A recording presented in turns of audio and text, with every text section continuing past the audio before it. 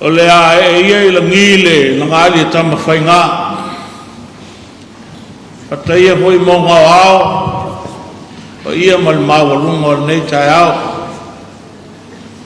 a wā le fio atu le fionga ia napu o le sa whaururu ia le mtanga ruenga le tofi minsta ua mawai atu nei fia foi le fionga te teifono le puibu a fio ia Polisiria mtanga ruenga o sunga sa tama pape foi le fionga I taun pausia pape foi le fio le ale salanoa ia meise o le poia ma le mamal o le tatou awhenga ruenga le tawhatolu o le tatou whawhenga ia le tai au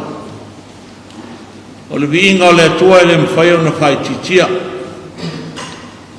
whaftai foi le tai au o tai taina mai loto soifua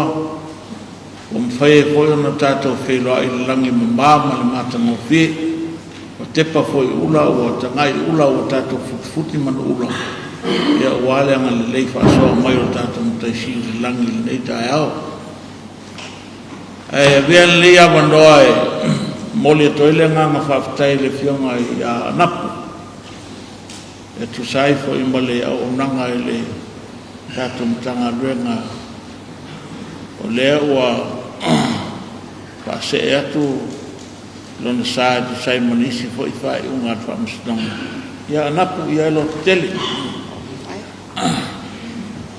le tu la foina o e tatou whenga malo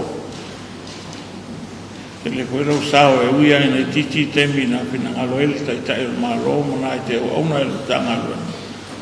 ia ua atamia ia rau sao wale tatou malo tu le mai ia pa ia o tatou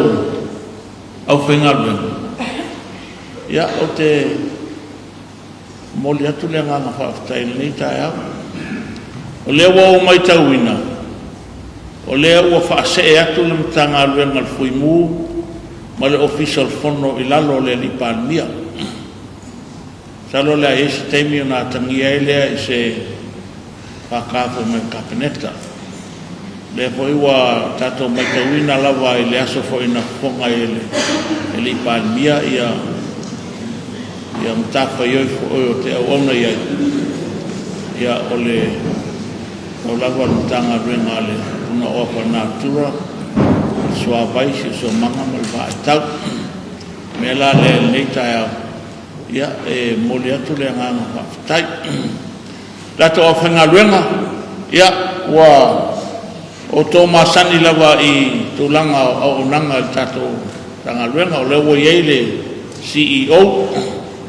le fionga ia le ala salanoa le fa ua maua se full kolu division o tatou tanga ruenga ia maua ta oto atu lava I le tamai taipule ma le tatou tanga ruenga le whaafoefoeina o tatou ngā ruenga ma uma mea o le anga ia le tatou tanga ruenga molu mala ia tatou tanga rue fatasi lava paun mea ia e au na mal fa maoni ia tatou nga rue fatasi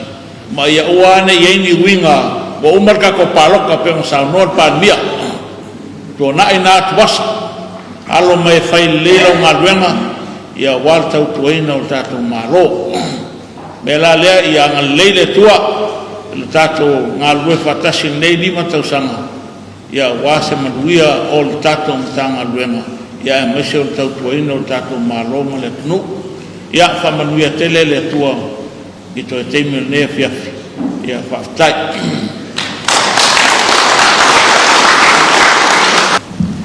whaftai mōno noa ia tantunui tuana na tete so tuai no to ia no to malu o mai asa no la fio me minsta a feo ia ia mtanga wema ia a nganga aftai mai taini itu so suka ia so tato maftang ile mai nganga aftai atektere tato tanga wema sa tato mafta ni titi taini ke na fai tuai ia uma fanfana maftanga ala fio mai kusili Mas foi silang lamo, fiol kom singa, ya wan nila sa luangan mawan niya may satang siya makiwa, ya ipatekti lama, tayo pangano, tayo man sa tatong makitai, ya kaya tutala, wa tusasuta si masu afi, ya langan faktai ya, faktai na fiol may minsta. No tulai mai mano manawina ola ua foi mo te talo mai ai faiwa o le te talo tapoi mai a wano a faiwa e mauro so fu mano lo ina sisiri le ngana a wa fai fia ngai ai tofi matiti ala wina fioma pena fo ia to fioma i fa lungo tanga wena ola te talo mai foi a wano fia ngai ai na wena i le fia ya luifu ya ngalu ya ona sanol pista tatu mali awala mbisu tatu watuno amanu yele tu ai lo fi mata telefono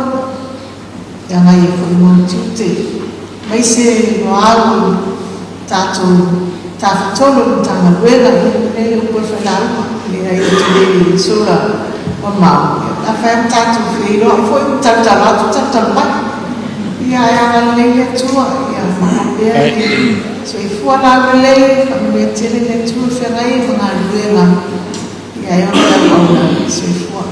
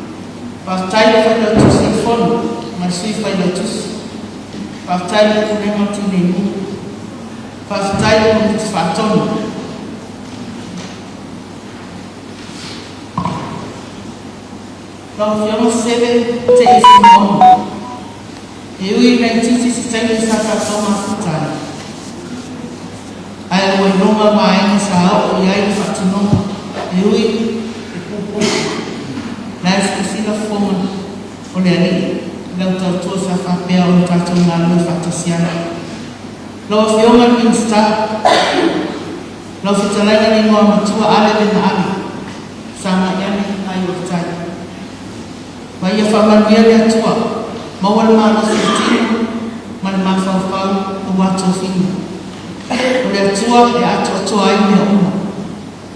O te sal foi lea matua la, ni te fatu. Paulunga o tanga venga, fala ku pitonga, fai na tusra parmene. Te sili le tua mawai ato amu. Ralafo le tua whawhitau. Loa whatuleni mai, o le atua na te sinafia mea oma. O ia fwoi na te whaia mo tātou. Apostolo Paulo, nang sawa ni ran whatalaina, ili kare sia Filipi. Tātou te mawhaia mea oma i whatasi mai o mana. Au mai o whatu tuanga i whaurunga, man whaina tuku, ni mamari ko ni te whatou numa le au whangabe. Tātou te awa a whatasi ki tātou wā. A wāna tau whanau na, ma olu o, paftai ni